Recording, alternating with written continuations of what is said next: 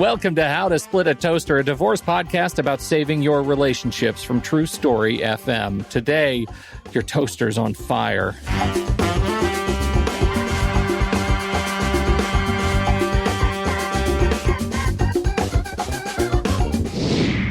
Welcome to the show, everyone. I'm Seth Nelson. As always, I'm here with my good friend, Pete Wright. What does it mean to feel safe? Do you have bigger locks on your doors? Guards at your office? What does it really mean to feel comfortable in your own skin wherever you are? Sabrina Osso is the founder and CEO of Osso Safe. Feel safe where you live, work, and play. She is a TEDx speaker, real estate agent, and consultant in promoting safety and preventing violence in the workplace, schools, and in places of residence.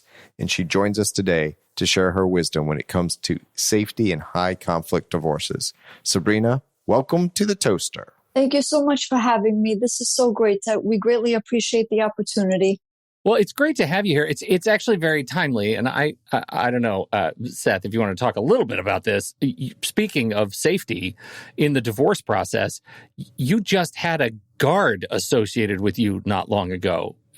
Which makes this whole topic very resonant for us. I did. I recently had a case, unfortunately, where the opposing party suffers from mental illness and was Baker acted. And that's in Florida, where if you are going to be a danger to yourself or others, the state can hold you for up to 72 hours involuntarily, and then you're allowed to stay voluntarily if you want. So there's some obviously mental issues going on there where my life and my client's life were threatened when that was happening. Since I didn't know when this person might have been released, we had armed security at the office and then on my person for basically 24/7. So we take it seriously.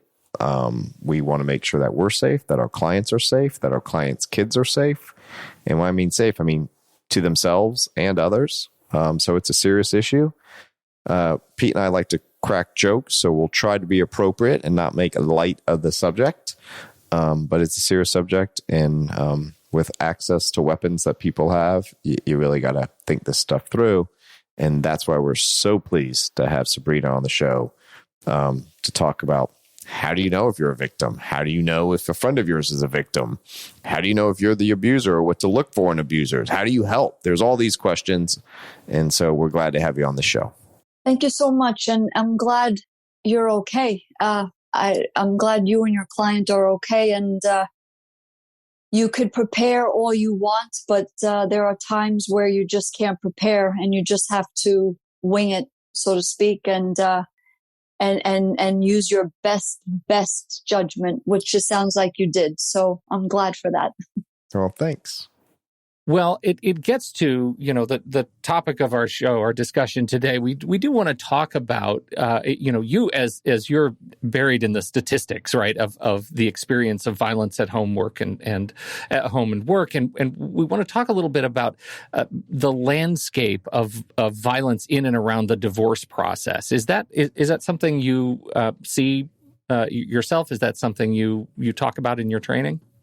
Yes, definitely. Well, there is a statistic that states when victims decide to leave, there's a 75% chance that they will be killed. This is in violent relationships. Violent relationships, okay. Right, violent relationships. So you're at the highest risk. Now, leaving a lot of the time means divorce, right? You introduce divorce to your significant other. You're saying, look, I want a separation. So it is the most sensitive part. However, I want to say, when you're in a relationship, if you're violent, the divorce doesn't really. If you're violent, you're going to be violent, divorced or not, I want to say. I used to not think that. I am a survivor of violence. My father beat my mother on a regular basis. They stayed married until my father's death. And he passed away 5 years ago in November. So divorce, I think they would still be violent And I would have preferred that they got divorced, believe me. So I'm not saying don't get divorced. It's like the landscape for violence is already set for you if you're in a violent relationship. Whether you're the divorce, the legal separation doesn't mean that's not going to come back in the form of some sort of retribution, potentially. Exactly. Yes. Because I know, I and I'm always say sure on that, Sabrina, if it's not one thing, Sure. it's another. Right? Yeah. If it's not the divorce, it's because you didn't put the salt away. Right. Exactly. Triggers are everywhere. Yes. Yeah. And like I said, I used to think, why don't my parents just get divorced?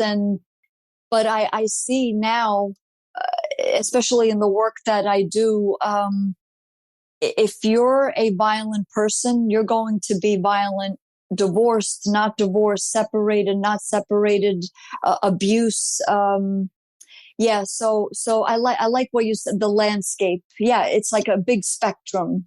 Since you're speaking of your mother and father, it sounds like physical abuse, but we should at least sort of lay the groundwork on what constitutes abuse in the relationship that may be leading you toward a divorce. If I feel like it's not quite one of those questions like, if you look around the room and you can't tell who the victim is, it's probably you, but maybe it is, and we should at least talk about that. 1 out of 3 women will be beaten or raped in her lifetime.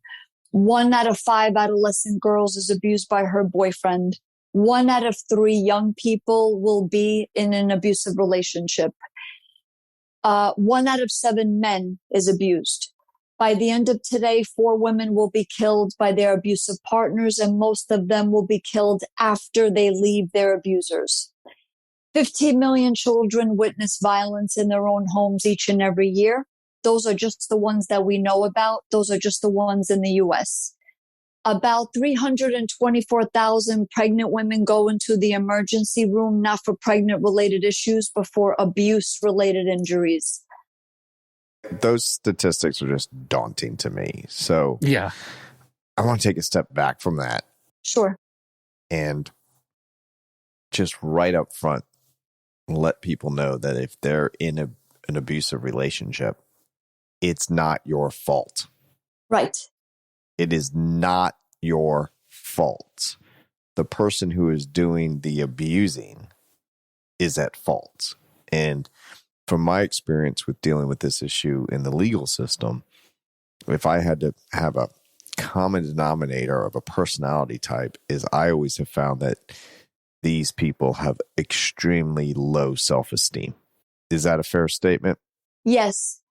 And I would say they could pretend that they have a lot of self-esteem also. Like, I'm important. There's no one better than me.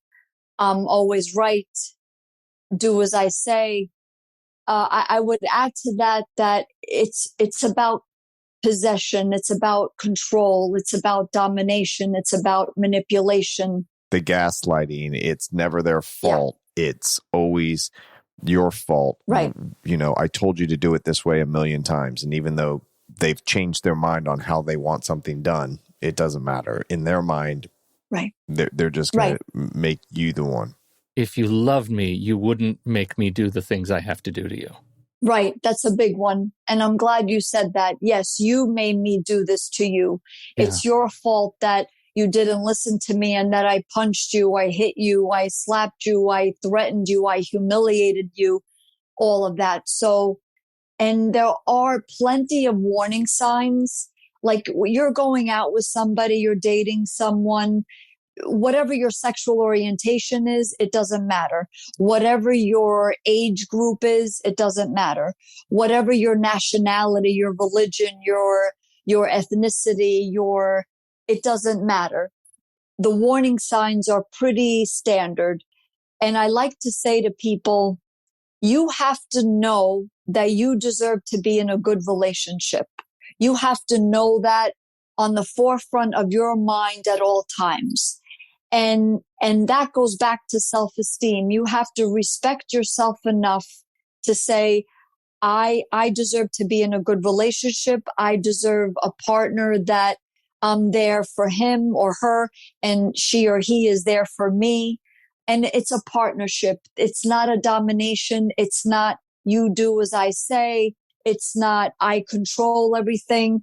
No, there are always, always warning signs. And a lot of them in the beginning are subtle. So you may think, oh, this guy or this woman that I'm going out with, they bought me presents. They always compliment me. We go out to dinner and I never pay. He or she always pays. And that's fine. That's fine. However, if you have some feeling though, that you're feeling like, I don't know, something's off, or I feel like I'm being controlled, or wow, was that meant as a compliment, or was that meant as, I always dress the way I dress. I have a lot of style. I have a lot of fashion. So what if I like to wear skirts or tight pants, or maybe it shows some cleavage? Now he or she is saying, no, no, no, don't wear that. I'm jealous. All of these things are warning signs.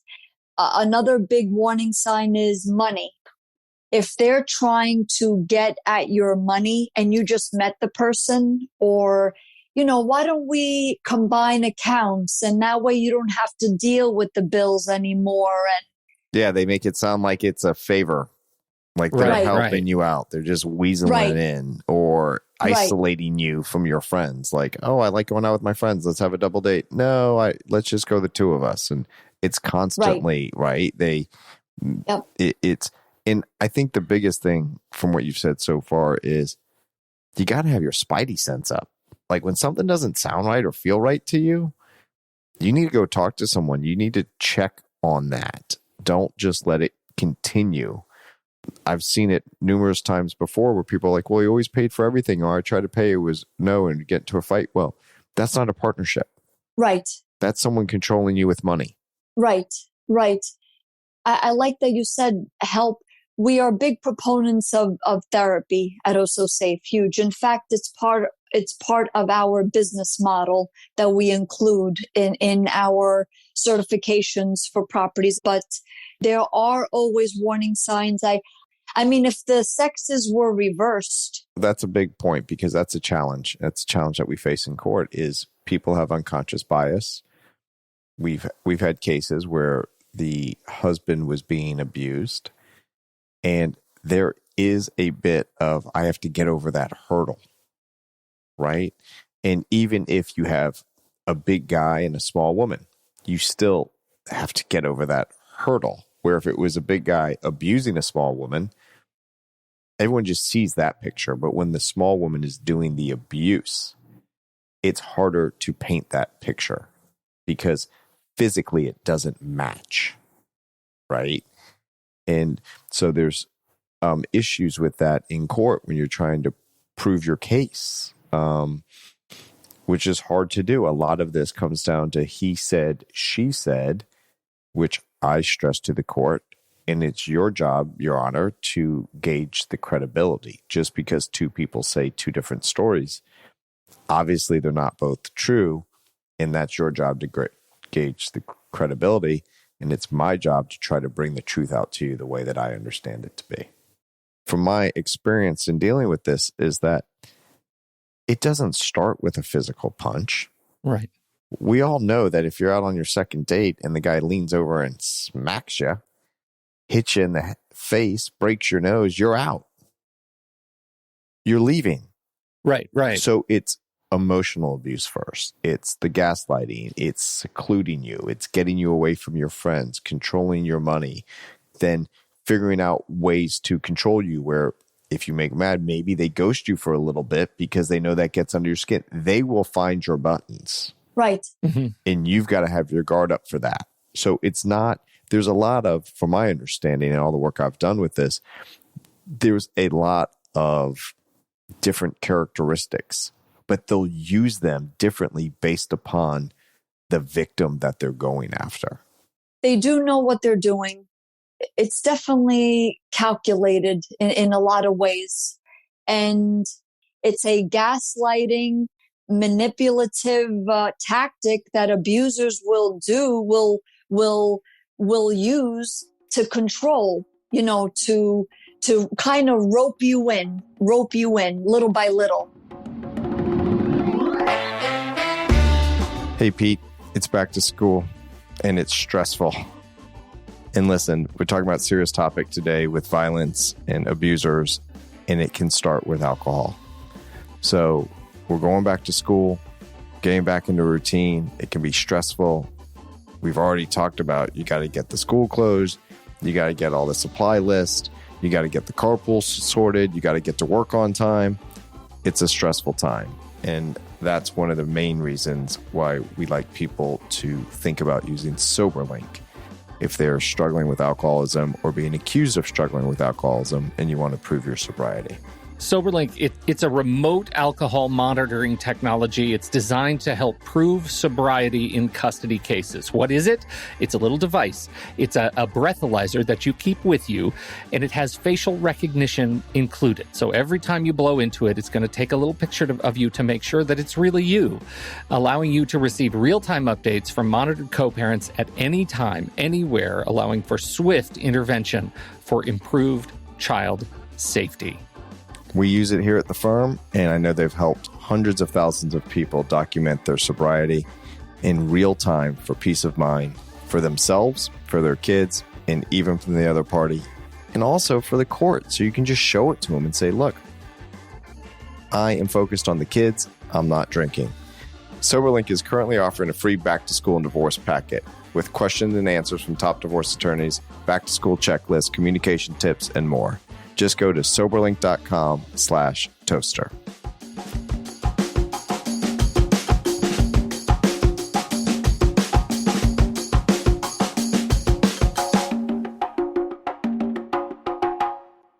It's easy to understand, I think, hey, this is what people do when they're the abuser. Let's look at the person being abused, because I know a lot of our listeners are like, how did I get into this place? Like, I know I'm being abused. What is it about me?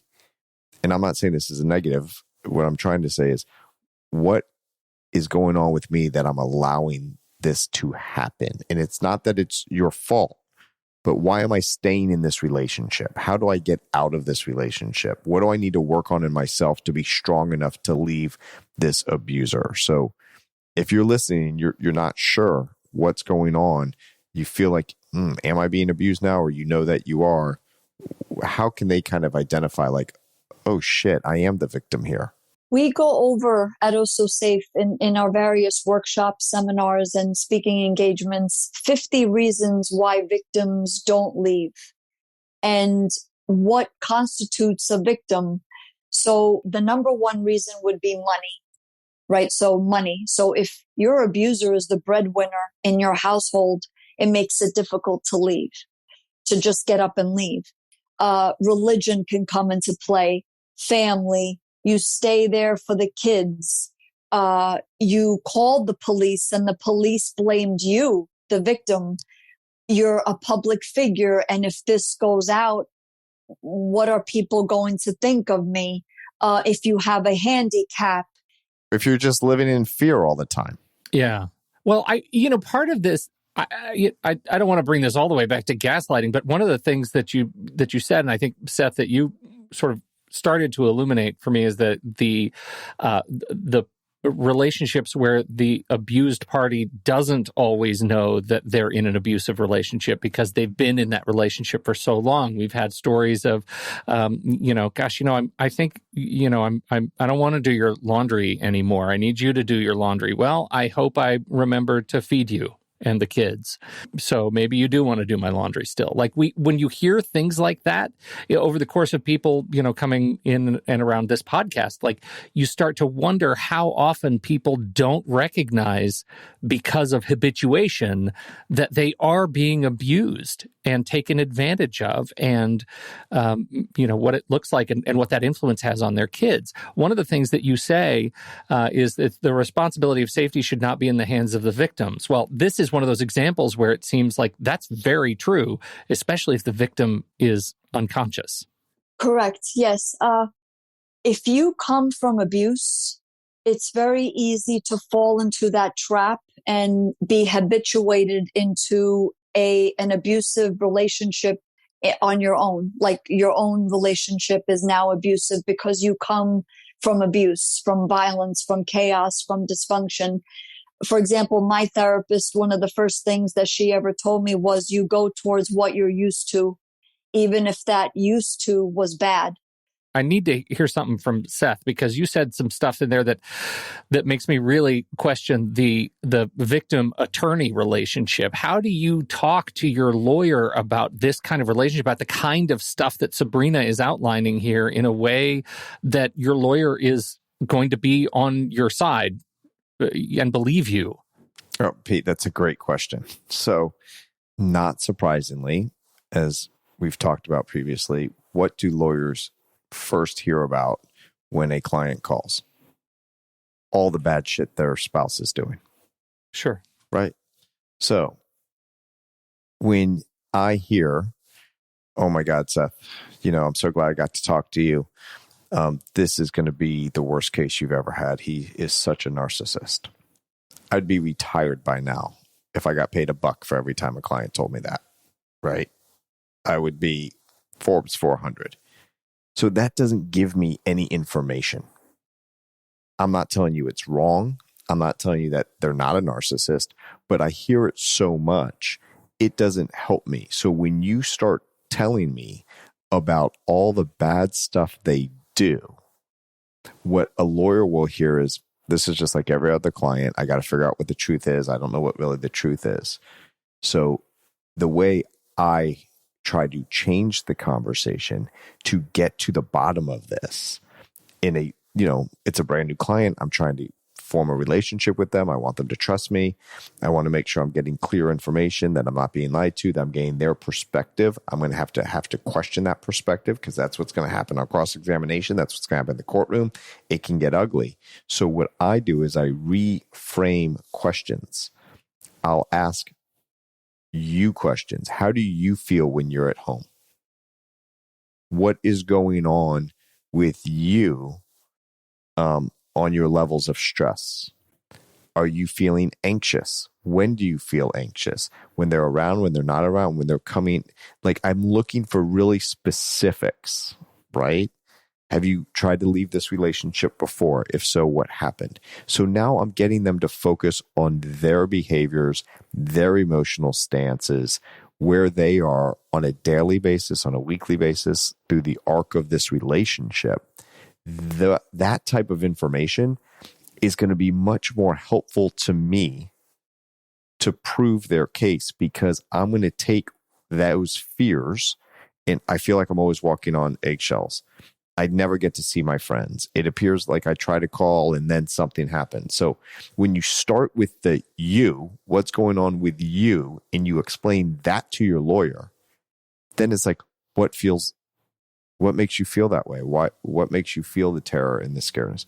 Well, because if I do X, this happens. I'm always talked down to. Give me some specific examples. And then we talk through that. But when you start with you, as opposed to, they're the worst person ever, here's all the bullshit that they do, I hear that all day long. Judges hear that all day long. And when you go to court, like on domestic violence, does this person have a reasonable fear of domestic violence?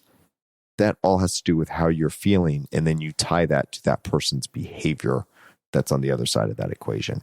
And that's vitally important. Don't just call up bitching about the other person. To Sabrina's point, when this is an escalation, right? So some people catch it earlier, some people catch it later, some people catch it when they're in the hospital, right? We've talked on the show many times, like, oh, if you're trying to have a relationship, we always say domestic violence is different. This is the difference, right? Right. Some of them, these abusers, know that there's a line they can't cross. And I've had very smart, intelligent people that you would not believe that are thinking about a divorce. And they say to me, if he would only hit me, then I could leave. That would be the line, right? And I said, listen to what you just said. You're so unhappy in your marriage that you wish you were the victim of domestic violence and then it's okay to leave. It doesn't have to get that far. You're allowed to leave someone because you don't like the way they brush their teeth. My point on that is you don't have to have a reason.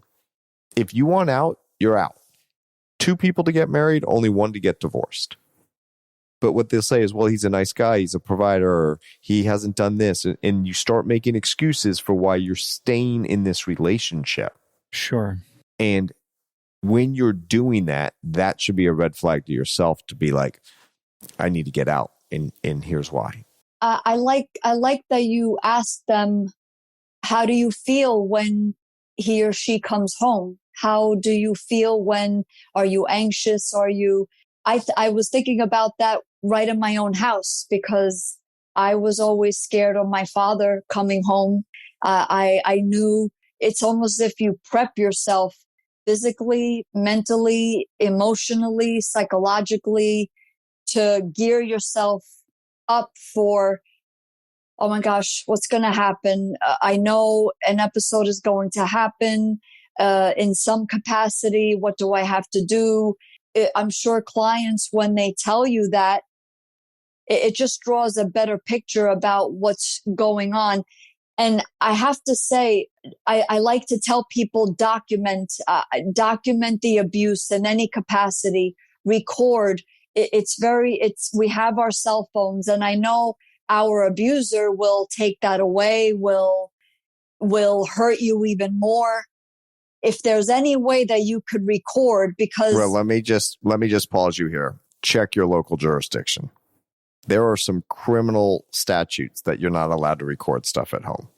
So really, you need to be careful when you're doing this, because sometimes if someone does not want to be recorded, there's a right to privacy in your own home. Even in cases of abuse, just to be clear. That could, recording an abusive situation where you are the victim in certain states could get you in more trouble. Check your local jurisdiction.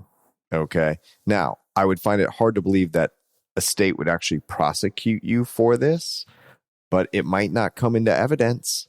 Yeah. The court might say you weren't allowed to do this. No one's going to throw you in jail for doing it, man, but I'm not allowed to look at it. Right? Right. And the other thing that happens is, and this kind of goes back to Pete, what we've talked a lot about is like, oh, if I just get to go to court and have my day in court and tell my story, they're going to agree with me. And then the next thing you know, you show the video, and though you were defending yourself in your mind, maybe you did 1 or 2 things that made it appear as if you were the aggressor, the abuser, because the guy on the other side knows what they're doing. And right when the camera comes out, they bait you. So it's not always as clean cut. And I've watched a lot of these videos. So we just need to be careful with it. Sabrina, I get what you're saying. Man, if we had a clear picture of a video, that would be amazing. There's just a lot more that goes into it, and they don't always help your case. I've seen it more than once. I've objected to videos coming in from the other side. Judge overruled my objection. It came in. It helped my case. It hurt theirs. Abusers will always, they can only keep their poker face on for so long.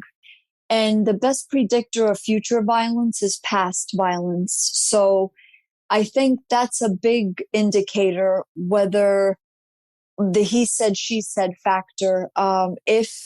If someone has a pattern of violence, and that's the definition of abuse, is a pattern of coercive behavior. If you were to say, what is the definition of abuse? It's a pattern of forceful behavior, whatever that may be, verbal, physical, sexual, emotional, psychological, so on and so forth, financial. And when you're the one listening to this show, this is a pattern in practice. Be mindful that, oh, I'm always on eggshells. I'm always nervous when they come home, or I feel like I can't do anything right. We have a question from a listener. Seth Nelson, can you believe it? We have a listener question. I'm very excited to hear your thoughts on this. This listener has requested to be anonymous, and so I am calling them K. Diddy. K. Diddy asks the following. I would love to hear specific advice on two of the tricky aspects of my divorce. I'm divorcing an attorney, grimacing emoji face, litigation. He lives in another state. He wants 50-50. There is no state or court official to determine parenting time. How can I develop a schedule that is best for the child? His proposal of 2 weeks on and 2 weeks off seems untenable in the long run. Thank you. Really enjoy the podcast. Either aspect would be great to hear more on. I have a good attorney, but I'd like to hear others' thoughts. 2 weeks on, 2 weeks off, living in another state. Unless that state, that city is Kansas City, I think everything is ridiculous about 2 weeks on, 2 weeks off, traveling state to state. That makes the kids crazy. First off, divorcing a litigation attorney is a wise move. Let's get that out. So first off, you're all off to a good start here. Okay. Now, regarding the kids, people get hung up on this 50-50 stuff. I hate to break it to you. You're not getting 50-50 in the year because there's an odd number of days in the year. So let's try to get away from this 50-50. What we want out of a parenting plan is enough quality time with our children so we can form bonds and relationships and be there for them in good times and bad, so that when they're 11 and 13, they come to you. And when they're 21 and 23 or 31 and 33, you got to play the long game. Now, if someone's just hell-bent on 50-50 and the kids are in school, there's ways that you can do that. The kind of derogatory term is like Disney dad. Mom has them during the school year. Dad gets them for vacations, more in the summer, spring break, long weekends. So you're doing all the heavy lifting with the school. You'll get more rewards out of that because that's important. But it's not necessarily all the great quality time when you're taking vacations. So depending on how far you live, 2 weeks on, 2 weeks off does not work if you live too far apart in a different state because the kids can't go to school. It just doesn't work, right? So think about extra time. I'm putting extra in quotes, but time for dad over spring break. Think about the summer's 10 weeks. Maybe they get 7, you get 3. Maybe they get long weekends, but they have to come to your location so they can see the kids in their extracurriculars on the weekends. There's all different ways to divide up 50-50. And I make light of this. I don't know the age of these children, so it's hard to tell. But if there's a kid that's 6 years old, we've got 12 years left, we could do 50-50. Mom gets them for the next 6 years. Dad gets them for the following 6 years. No one wants to do that. That's not what we're talking about. But that's why I think the term 50-50 just throws people off, because that's not what people want. Because you're not going to go 6 years without seeing your kid just so you can get them 6 years after.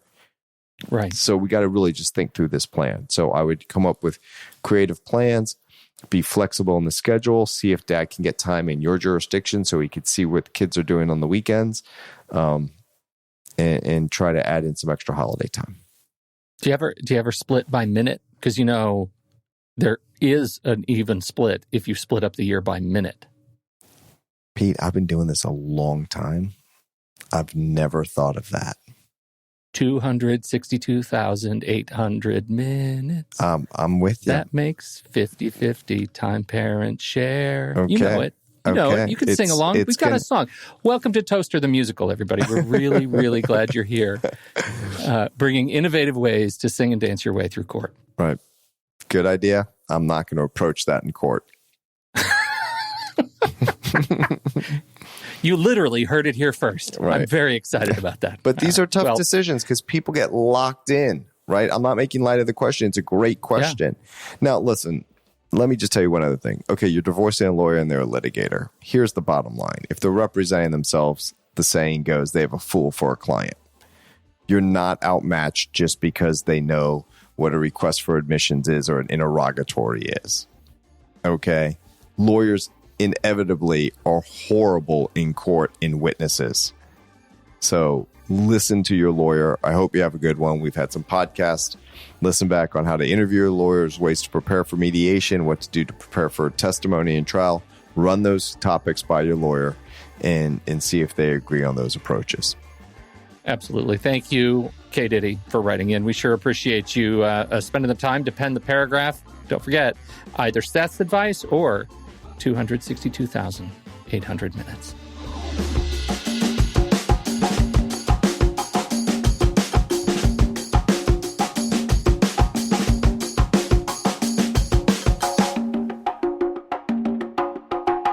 I want to shift here just for a moment, Sabrina. Sure. There's a lot of these people out here listening that are like, oh my God, thank God it's not this bad. We're just not getting along. We've drifted apart. I'm not dealing with any of these issues. And I've had listeners reach out to me that I know and say, Seth, sometimes I'm like thankful, like, man, my divorce wasn't that bad.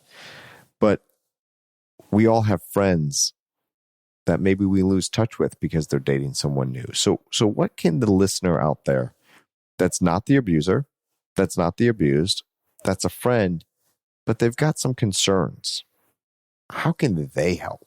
Definitely listening, because usually victims are told, leave. Why don't you just leave? Why are you in the relationship? And you don't intend it to be blaming, but in a way it is kind of blaming. So I like to tell people, listen, just really listen. Listen to their whatever it is that they have to say, and let them know, look, if you're not ready to talk right now, we can talk in a week, we could talk in a month, we could talk in a couple of days. Let it be okay if they don't want to talk right then and there. And on that point, Sabrina, if you're the friend that, hey, we used to get together all the time and now I'm not hearing from them, check your fucking ego and put it aside, because it might not have to be about you. Your friend that really cared for you and used to call all the time and you used to call and now she's not calling back or texting, she might be in trouble. Right. So you can say, hey, haven't seen you, would love to see you. Is everything okay? You can ask a question, right? It doesn't have to be about your relationship and who called last and why are you ghosting me? Well, maybe there's a problem. Maybe there's not. Maybe she just doesn't like you anymore. Maybe doesn't like hanging out with you anymore. Maybe they're too busy at work. But speaking of friends, like, is there an action you can take as the friend? Like, do you ever, counsel anybody, either of you actually ever counsel anybody to, call the authorities on behalf of your friend? Is that a thing that's a useful thing to do for people listening? I've told that to friends, like, look, man, you're in trouble. I have a friend that suffered from abuse from more than one person he was dating. Women would abuse him. And I would be there to support if you wanted to talk about it. I would say, do you want unsolicited advice?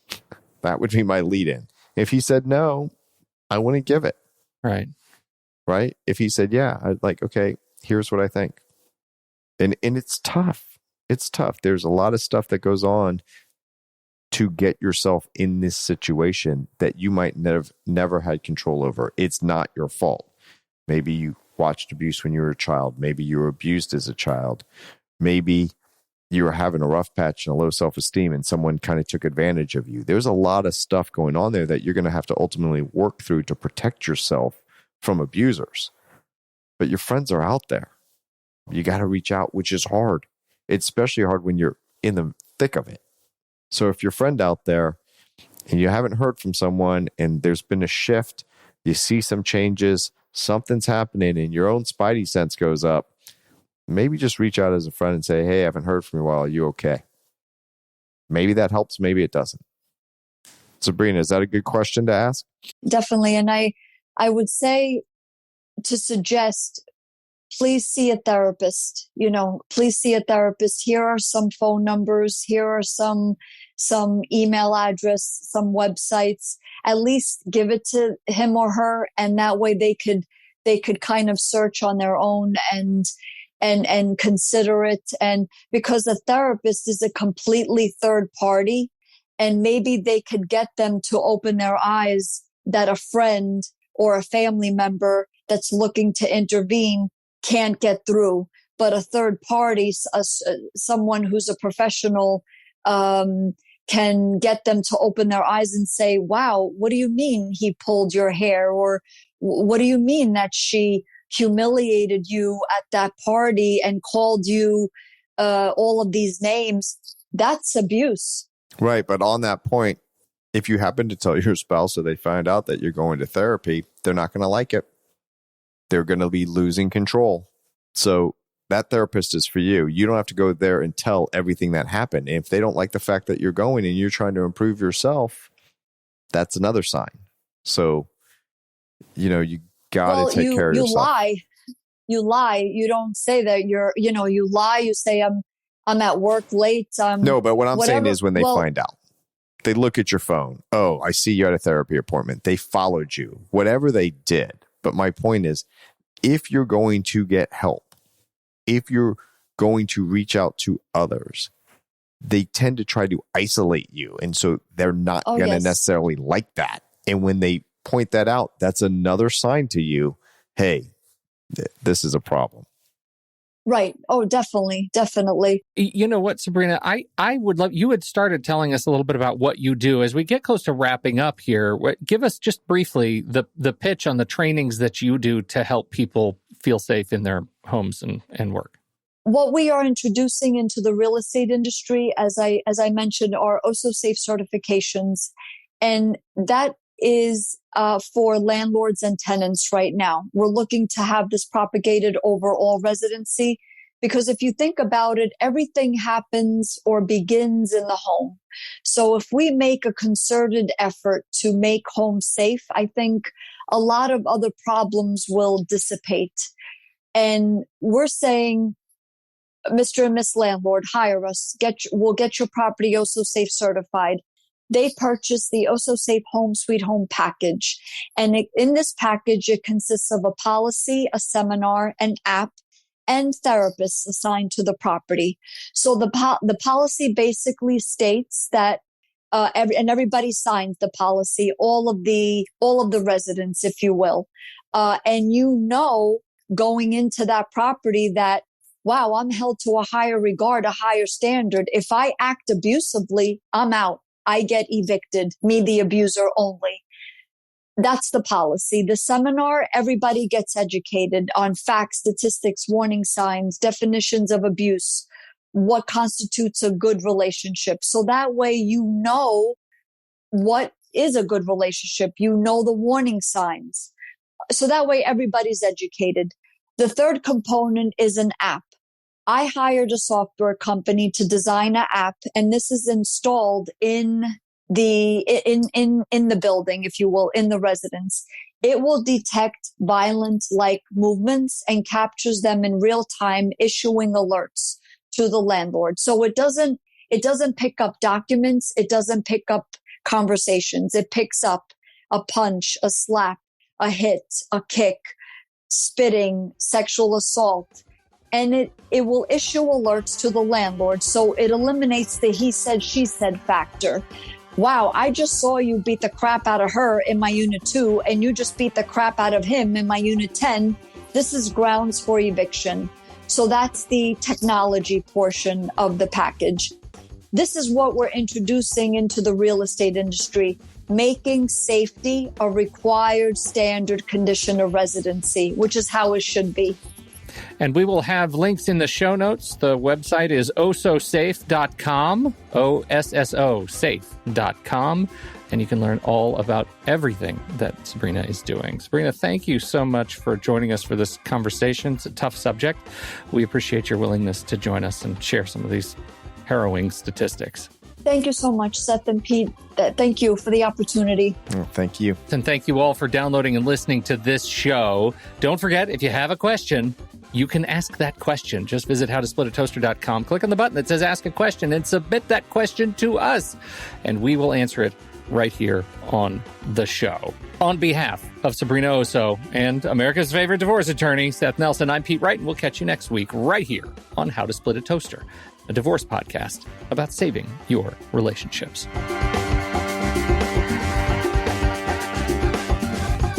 Seth Nelson is an attorney with NLG Divorce and Family Law with offices in Tampa, Florida.